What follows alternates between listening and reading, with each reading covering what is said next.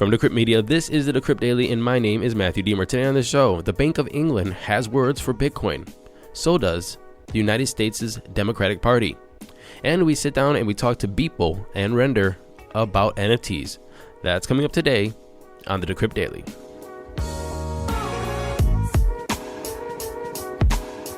What's up, everybody? Welcome to the show. Today is Wednesday, June 16th, 2021. Got a longer show for you today, so I want to jump right into those crypto prices. Here comes the money. Here we go. Money talk. And I'm recording this at 11:11 Eastern Standard Time. Bitcoin is in at $38,894, down 2.5% in 24. Ethereum's at $2,424, down 4.5%. Tether's in the number 3 spot, while Binance Coin in the number 4 spot at $3.48, down 4.5%. Cardano number 5 at $1.50 even, down 3.6%. Rounding off the top 10, we have Doge, XRP, USDC, Polkadot, and Uniswap. Total market cap, we're at $1.6 trillion and a BTC dominance of 45.4%. And by the way, it's worth noting that in the number 31 spot is SHIB token, or Shiba Inu, the competitor meme coin to Dogecoin, and it shot up 20% in 24 hours thanks to a Coinbase Pro listing.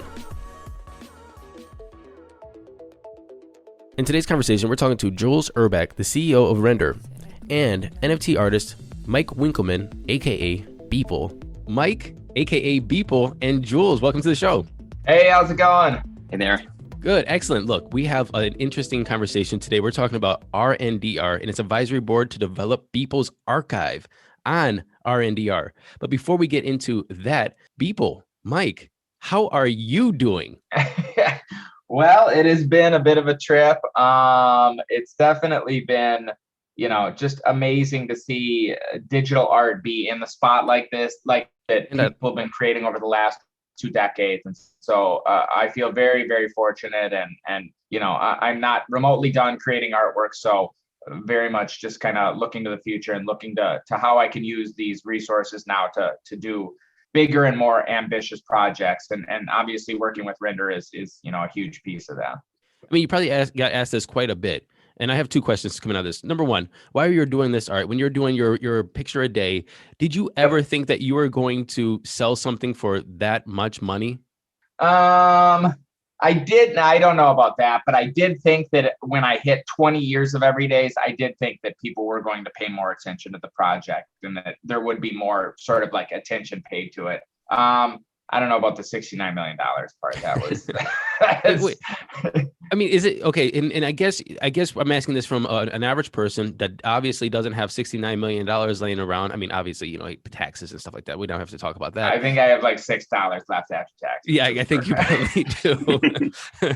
But how does that change your life? So it changed my life in that now I have like employees and we're really sort of like working towards, again, investing that money into new artwork that I just couldn't do before, around physicals, around a bunch of different things. And so it really has opened up, a bunch of possibilities that I just couldn't do before because I didn't have that sort of like resource. So it's very much, it's been very life-changing, but it's not one of those things where it's like, I went and moved into a crazy house and bought a crazy car or anything like that. I'm not really interested in things like that. I'm interested in like crazy art projects that I just couldn't do before, but now I can. So yeah, that's kind of that's really cool. And talking about art projects, and we're going to talk about the RNDR archive. Jules, what is this? Well, I guess we should start with what Render is, because I'm not sure everybody's familiar with it. Render RNDR is a ERC20 token that is mapped to compute power. So the entire blockchain network for Render, is in the service of artists like Mike. That our entire art tool chain, Octane Render, for years has been powered by GPUs. We put GPUs in the cloud on Amazon and work with other partners, not enough power. So the token itself, basically one token is about a kilowatt of rendering power. And you can get those tokens. And as artists, you can essentially render unlimited amounts of frames and assets on this network. And instead of mining cryptocurrency, the so-called miners, node operators, they get these tokens. And it's amazing. Proof of render, which is how render works, is the greenest form of blockchain tech that I can think of, because there isn't a single watt of wasted energy. Everything that happens, the smart contract is based on somebody's existing artwork that they would either render locally or maybe on the cloud or render longer, being shifted to another node, and that render getting done. And the experience for artists has been life-changing. Like, they're like, wow, my 200 frame render got done in a split second. And this kind of democratization for artists has been what we've been doing for a very long time. And Mike's really been an inspiration for that. I mean, his everydays, I think, went back 8 years, started to use our software. Render came sort of in the halfway point of that. And today, when you are using Render, every single bit, every 3D file that goes into that proof of render also gets hashed. So you know exactly how an image like Mike's renders that he posts on Instagram, how they're created, where the assets came from. You can build all sorts of models on top of that. But at the very least, if you're interested in an NFT, there's nothing sort of deeper as ground truth than the actual, asset itself being rendered on the blockchain. Well, first of all, let me just clarify that Render is basically crowdsourcing computing power, correct? Correct. And basically, because we're saying that the artist like Mike, aka Beeple, has these massive works in the digital space that are now getting NFT'd out, and it just takes a hell of a lot of power, a hell of a lot of electricity, energy to make those things into what they are as we see. That's, as an artist, it's something you're kind of constantly fighting, is how long it takes to actually process out the image, how long it takes to calculate the lighting, the materials, all that stuff, the atmosphere. That takes a huge amount of computing power. And so Octane has been, an absolute essential part of my workflow for, like Jules was saying, many, many years. And it allowed me to do things that I just couldn't do before, because some of these things, it will take so long to render that it's like, I don't have 3 hours to wait for this, to apply this type of material. So you just wouldn't do it. And now you have those options, and it just opens up a massive world of possibilities. So the way that I'm looking at this is that really just messes up the creative process. You're really thinking about ideas. You're going in there, you're going to render it out. And all of a sudden it's just like, well, now I got to come back tomorrow. This is going to take, literally, I mean, certain things, especially if you're rendering video, it could just be like, well, if I apply this sort of effect, it will take, 3 weeks to render. Or if I apply this sort of effect, it will take, a day to render.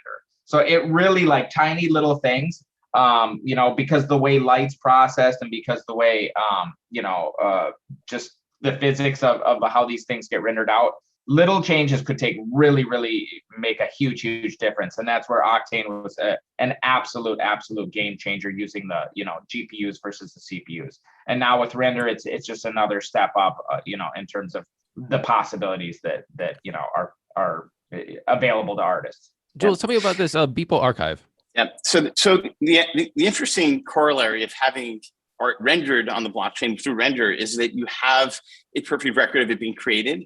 But with Mike, back in November when the NFT stuff was blowing up, Mike and I were talking about preserving this thing in a deeper way. Like, we have 3D files, we have the Photoshop files that uses for final composition, connecting those to the render job, and also having the equivalent of behind the scenes, what's the DVD commentary, all of that going into that, into the blockchain, not necessarily as an NFT, just to record everything about that particular work that could be turned into an NFT.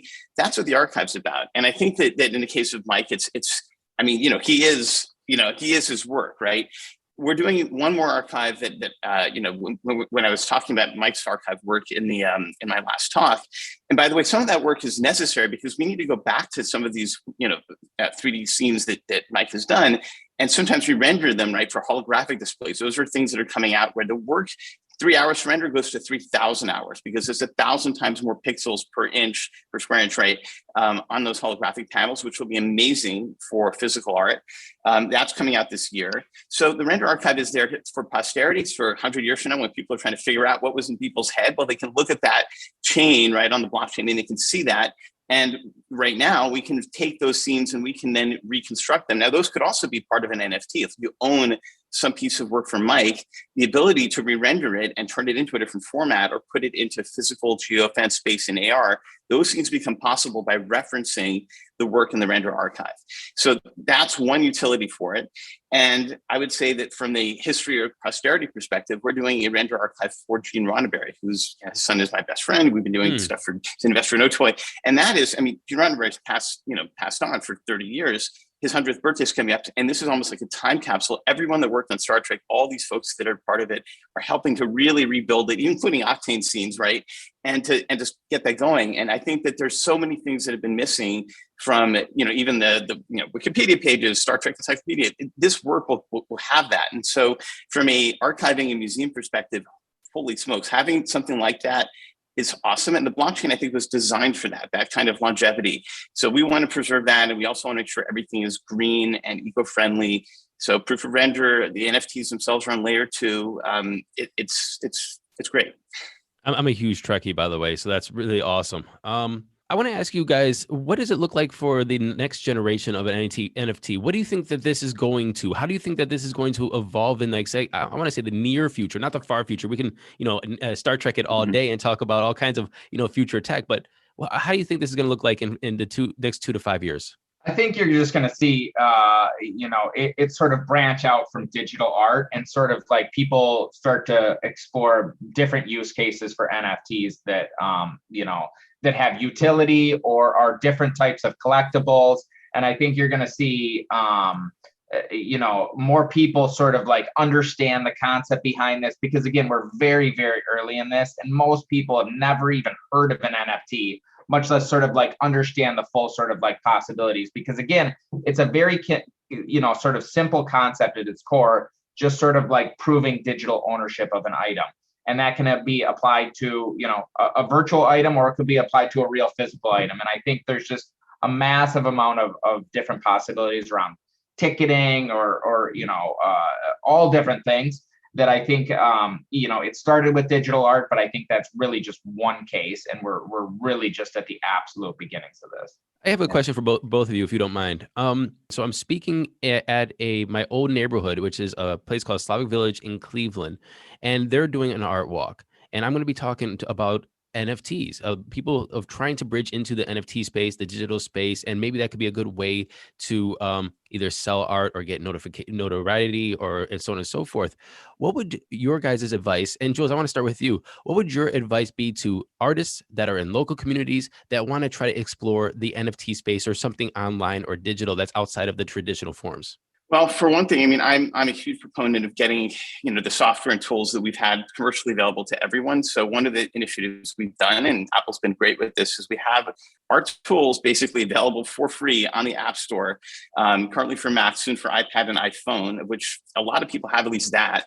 And what's crazy is that our software, the same software that Mike's been using for 8 years, that Disney uses for Marvel movies, rendered on software, it runs on those phones. And when you run out of power, we want to have render tokens available for artists that are up and coming, that are learning to get in this space. So by sort of reducing the cost to zero, by bringing it to hundreds of millions of phones and devices, we want to have at least the Octane render software and the render network available for that. And we are for sure going to be providing, render token funds for artists to use, in addition to the free app, in addition to Apple's help promoting that, which they've done many times. So that's sort of my take on how do we immediately democratize the art tools. I mean, that's been my life's mission. And I think that's already something in the next couple of months that folks could be looking at. And, we'll keep going from there.